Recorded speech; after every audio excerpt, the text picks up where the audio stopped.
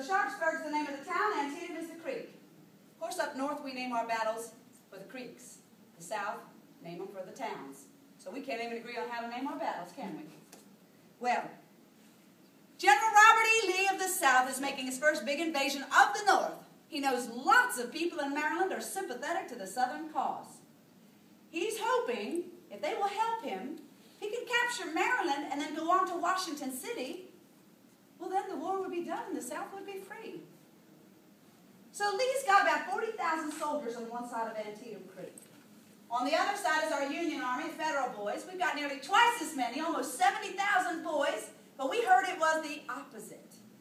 We're going to lose a chance to end that war, and that's a shame. Anyway, we knew a fight's coming the next morning, but earlier in the war you did not fight at night. So, 16th September 1862, the Union Army, we have a wagon train 10 miles long going up the little dirt pike into the town of Sharpsburg. You're going to stop and make camp. You're going to try to eat if you can. Try to sleep if you can.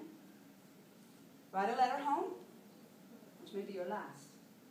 Well, I needed to know where my medical supplies were disposed, and I started searching the wagons. And I went through wagon after wagon after wagon, and to my horror, I realized that the supplies are way at the rear of the caravan. Its position is fixed as the planets in the heavens, and I thought, this will not do. The next morning when the shooting starts, it'll take me half a day to get them all the way up to the battle where they're needed. So I could not rest before Antietam. That night, I told my mule drivers, follow the cannon. And so we drove all through that hot, sticky night to get right behind the artillery, the big guns. So my supplies were where they needed to be. And that's indeed where I was, 17th September, when the shooting started.